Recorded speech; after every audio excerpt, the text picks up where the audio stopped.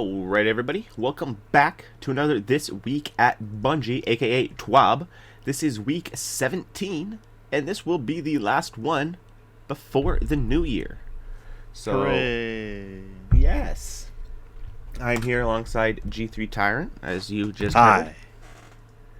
And it's a pretty short TWAB, once again, so we'll just get right into it and see what we got in store. So, late last week, an article posted by IGN reported on stories and experiences from several current and former employees at Bungie. Their CEO, Pete Parsons, responded to the contents that were shared within the article and laid out the significant changes that they have made and areas in which they will continue to improve. They are nowhere near perfect, nor near where they want to be, but they are committed to continue working towards diversity, equity, and inclusion in our studios. I feel like that should be equality, because equity. I was gonna say, yeah. It says equity, but I feel like it's just a misspell. I feel it should be equality and inclusion in our studios. And we're all that equity. You know what I mean? Like, we know you want the equity, but that's a different subject. So, the 30th anniversary is proof of that. So, they are committed to working towards including diversity, equality, and inclusion in their studios and the community at large. They believe that an inclusive and diverse team that prioritizes work and life harmony will make Bungie the best studio it can be.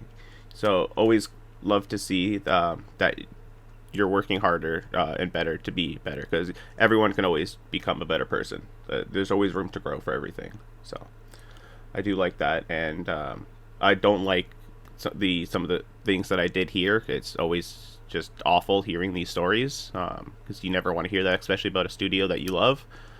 But the fact that they are making the changes and going in the right direction is a positive, and that they've addressed the issues directly and are not just like pawning it off, saying it didn't happen and all, like some other studios do. So they are holding themselves accountable. It's honestly hard for me to make a comment, honestly, because it's like, on one hand I kind of want to like blast Bungie, but on the other hand I'm like, I don't have all the details, I don't know the whole story, and obviously like this doesn't impact me directly, but as a person, you know, I'm not a woman for one, but I am black, my wife is black, and she faces racism and sexism and stuff at the workplace all the time, right? Mm-hmm. So seeing this stuff come out, it made me feel a type of way, only because it's like, again, like, you know, on one hand we see what's going on with Activision and how they've carried the situation and how stupid they look for handling it the way they've been handling it. Mm-hmm. And then you have Bungie here, who, I don't know, they've always put equality at the forefront, right? They've always put awareness out there, especially for pride and transgenders, blacks, Mexican, Latino. Like, they've always tried their best to create a space where they are welcomed and, you know, they're a part of a community that they should feel safe in, right? But as far as just like behind closed doors, with the employees there at Bungie, I don't want to. You know what? The one main thing that would hurt me the most, that they did all of that stuff and behind closed doors, it's nothing like that. It's a completely different world. You know what I'm saying? So yeah, it's like the public perception is this, but behind closed doors, it's not that perception, and that's not what you want to see. So, again, that's just my 2 cents on the whole thing. I take it or leave it. Honestly, I don't want to say anything crazy because, again, like, I'm not directly impacted by the situation, and I don't have the whole story. So you have an absolutely valid point, though. So yeah, and again, I just hope that everybody who is directly affected by these kinds of things, man, like, I really hope that you get your justice. You know, like, you guys get protected, you guys get your wages done right and your mental health done right, because that's all we have at the end of the day, man. Like, we're we play video games, you make video games, we're all one big community, and there's no reason for us to, go at each other in such a negative way. Like, it's one thing to be bagging your opponent and saying he's garbage at the game. It's another to attack people because of their sexual orientation, because of their racial backgrounds and stuff of that nature. That's just unacceptable on all levels, man. Mm-hmm. Company standpoint, community standpoint, we all need to stay together and as a community, because that's all we got. Absolutely. So they say here, as they are celebrating 30 years of creating worlds that have inspired friendship, it is also important to recognize and own their own mistakes. Any good they've done can't be leveraged to explain away or justify the people who were hurt by inaction. They will learn from the past, not brush it aside. They have to do better and be better. They thank all the brave individuals who helped shed light on these instances of mistreatment. Since the publishing of the IGN article, we have heard additional stories of poor experiences at Bungie, and they intend to investigate all future incidences should new information come to light. Thank you for the support over the last 30 years, and here's to 30 more. So, and that's a good response, man. And it's just, again, like, I could read that and you could say that out loud. It's just make sure you're doing it, and that's my only concern.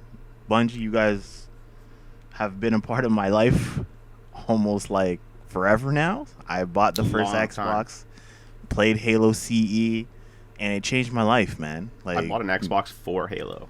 Yeah, like I'll never forget going to the EB Games with my brother, and we just looked at that demo trailer of Halo over and over and over again, right? And when we got to wake up that Christmas morning to play Halo, me and my brother beat it within the day, and we still played it like crazy. Exactly. You know what I'm saying? So it hurts to see your company in such a bad light. They're straight up saying we own our mistakes, and that not just that they have to be better, that they will be better. And again, the words are great, the action behind them will be even greater, but it's at least they're owning what they've done. They're not brushing it aside, saying, "Oh, we didn't do anything," blah blah blah. Like again, and that's the main thing, right? They're not denying anything. Yeah. No. So I do appreciate how they've at least handled the situation. For sure, and I'm sure they're not scared to retool the company if need be, right? No. So, because again, like, I remember reading the article and hearing a few other stories, and they were talking about this old guard at Bungie, right? The guys who pretty much had the idea of what Destiny 1 and Destiny 2 should look like, right? And these guys were more or less toxic for the environment, living as the quote unquote rock star attitude because of what they were coming off of from Halo and stuff like that. And like, if what, again, I'm not saying anything is true or false, but I am going to say that if it is true that this old guard does exist within the company, then those pieces of shit need to get out of here. It's time to move on from them. And let the people do their work and stop harassing people. Yeah, there's no place for harassment anywhere. Yeah, it's just absolutely ridiculous. Yeah. Moving on here, they talk about mental health. They have Bungie.net/mental health. They have a guy named Drew Tucker here. They are a lead for the player support team and the accessibility at Bungie's Inclusion Club. He believes that his job is to support their players both in-game and outside of it, and that our mental health is just as important as our physical health. And I cannot agree more. Your mental health is incredibly important, and it should not be taken lightly. To help their players and destigmatize mental health, they've been gathering resources together for the past 6 months to create a mental health resource article. Almost every Destiny region is represented in some fashion, and everyone can visit it at bungie.net/mental health. While the job isn't complete, they wanted to share it with everyone early in hopes that the resources will help somebody who needs them. You can also get a Destiny 2 mental health kit from the Guardians Mental Health, who also helped with the article. For those struggling with the mental health issue, please remember that you are not alone. And those aren't just words. Please do remember that. There is always somebody. Okay? As we move on, the dawning is here. It is that time of year. Eva Levante has returned to the tower, bringing her cold weather warm cookies straight out of the oven. And I must say, the dawning this year, it's fairly similar to the previous years. In the terms of you got to bake the cookies, you got to kill the enemies with the different abilities: solar, void, arc, finishers, super kills, heavy kills, explosions, all the good stuff to get your different ingredients. However, this year all the ingredients are listed on there for you, as well as how to get them, including like the special ones.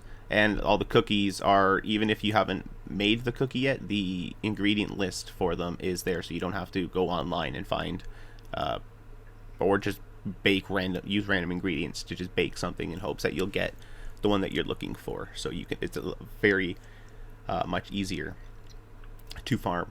And the weapons, the Colt front is back. The Zephyr sword is back. That hasn't been here for a few dawnings now. I believe it was a solar the last time it was here. It is now a stasis. It has a cool new secondary perk that you can get on it. I think Cold Edge or something like that. That freezes opponents upon hit, or like slows them down. I believe it's slow. Yeah. Yeah. So, which is pretty cool.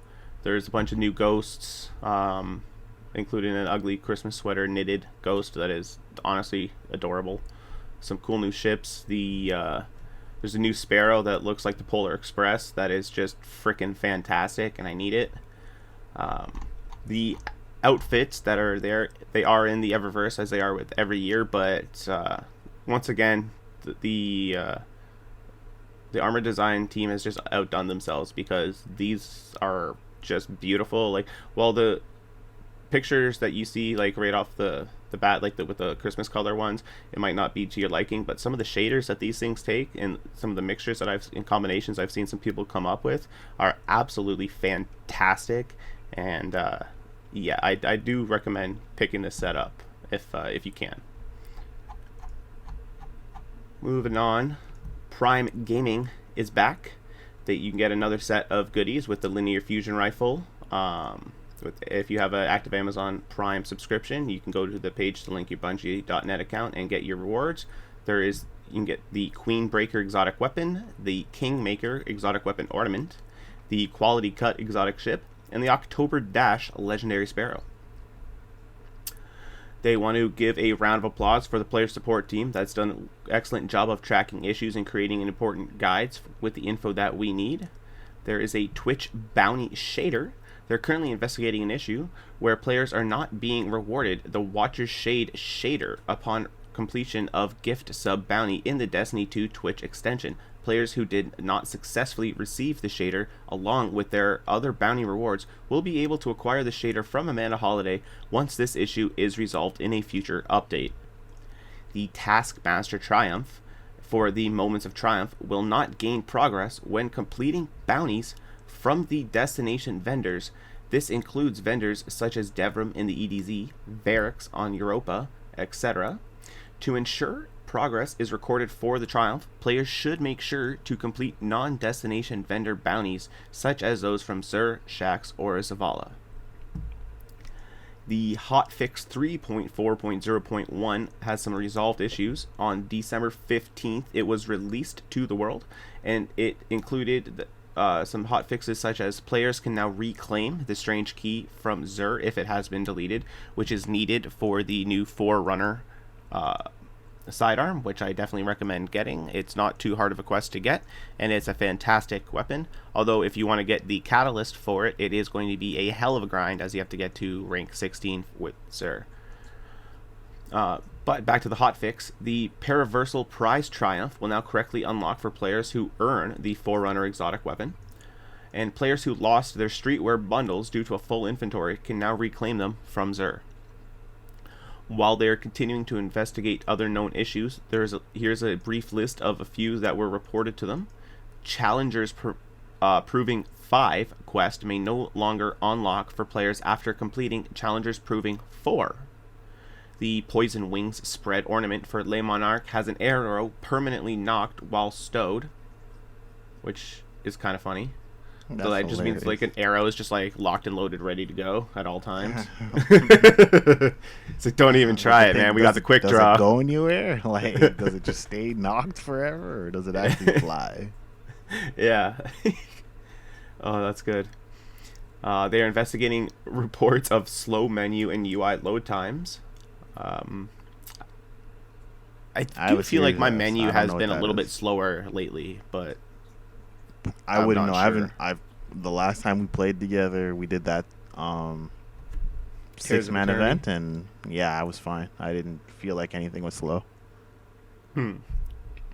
Rally flags don't fully fill up tier 1 and tier 2 super bars. What? What is the point of the flag?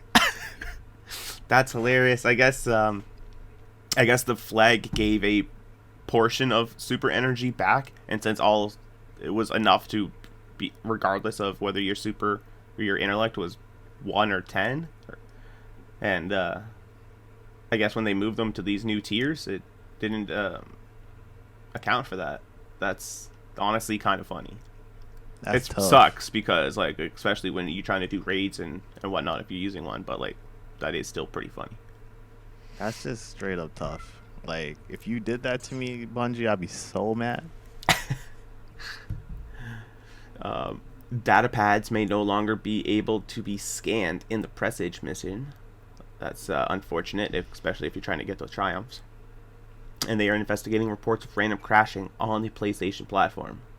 For a full list of issues in Destiny 2, go to the Known Issues article, and other players can report them to the #help forum.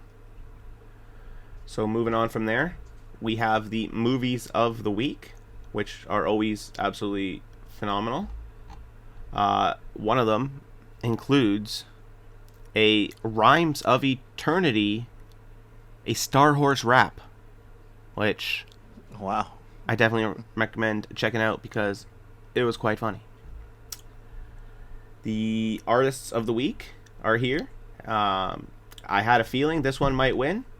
This one from MetaWorks here. It was just an absolutely beautiful, just breathtaking illustration.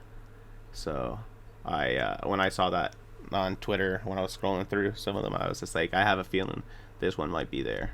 And it was. That other one is very funny with the Engram about to explode. Definitely check out the artists of the week because they're always fantastic. And the last little note here, they said it's the final TWAB of the year. They wanted to put out an update today, and we'll still be keeping an eye on things to make sure the live game keeps chugging along.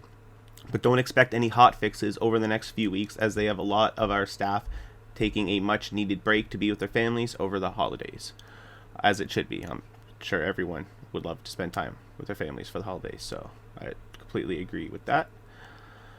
They hope everyone has a good finish to 2021, and that you can spend some time with families and friends, maybe get a good role that you're looking for, or maybe get a favor with the Star Horse.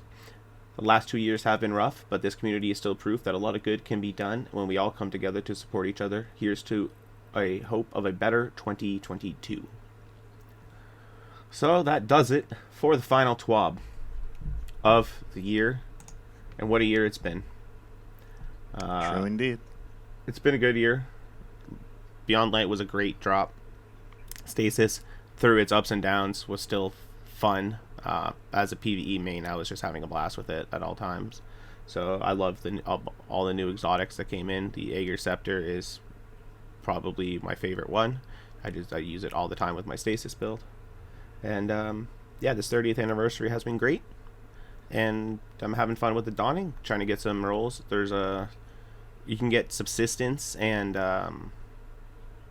Reservoir Burst on the Cryoclasm, so it's, I believe, the only one that can get that combination. And Subsistence on a fusion rifle is just absolutely insane. Every time you get a kill with it, you just get ammo back, so you can just keep firing with it. So yeah, it's great. The only downside to it is that it has 1,000 charge time, so you can get something to make it charge a little faster. You're golden. But I think that'll wrap it up. Do you have any final thoughts here? Not really. 2021 in terms of Destiny, it was pretty good. Beyond Light did its job. Unfortunately, again, with everything happening coming off Game Pass and all that good stuff, it sucks for the most part. 30th anniversary, I guess. You know, for the limited time that I have played the 30th anniversary, it's been okay. I'm walking away from Crucible permanently, so the battle rifle doesn't feel all that great in PvE. Kind of unfortunate. It feels a little weak in PvE. Yeah, so kind of unfortunate. And being as that, like, again, I don't know how many more times I could say this. I've been a PvP main since D1, so going into Destiny trying to be a PvE main has been a pretty rough transition for me, honestly. I never really found it fun to grind and replay the same thing over and over again. But hopefully with Witch Queen, you know, if I end up getting it, you know, somehow, some way, it just improves my experience with it. It just improves my experience overall, and hopefully, like, you know, I can enjoy the game the way the rest of the community does, who doesn't really dabble in PvP like that. Because, again, the Crucible's been so much of a headache for me in 2021. And I'm just done with it altogether. I've got Halo in my life now, so I'm pretty much staying in that direction. But narratively, gameplay-wise, Beyond Light has been really good, and I hope Witch Queen somehow manages to top it. Yeah, me too, because it looks like it's going to be fantastic, and yet, like you said, narratively, Beyond Light has been just extremely strong. So yeah, man. And that's what you needed in expansion, right? Absolutely. I mean, I got 1K and I got Vex. So I definitely can't be mad. No. Yeah, I finally got the Vex. I still need the 1K. I haven't been lucky enough to still get it, but we'll get there. Yeah, but Bungie got our clan, so... Yeah, they removed Game Pass. They removed our clan, so we'll figure out something. We need to definitely figure out something in that regard now that our clan is pretty much done. Yeah. All right. Well, everybody, I hope you guys enjoyed the video. If you did, it'd be absolutely wonderful. If you hit the like button, please do consider subscribing to the channel to help us grow into the future. But as we head into the new year, I want to wish everybody a Merry Christmas and Happy Holidays, as well as a Happy New Year to all the Guardians out there. Also, please make sure to stay hydrated. As I say, hydration is key. It's really not. Why not? I don't know. I just feel like hating on you. Gotta stay hydrated. You see, he's probably dehydrated right now. Unbelievable. Go take a sip of water. Yo, I actually am. I'm looking for my water bottle right now. See, look at that. He's making the incorrect decision because he's dehydrated. Point proven. Thank you. Check and mate. It's a good slogan you got, though. I ain't going to lie. That's a very good slogan you got going on. I need to find one for myself. Thank you. Appreciate it. But all right, everybody. Have yourselves a wonderful day. Peace!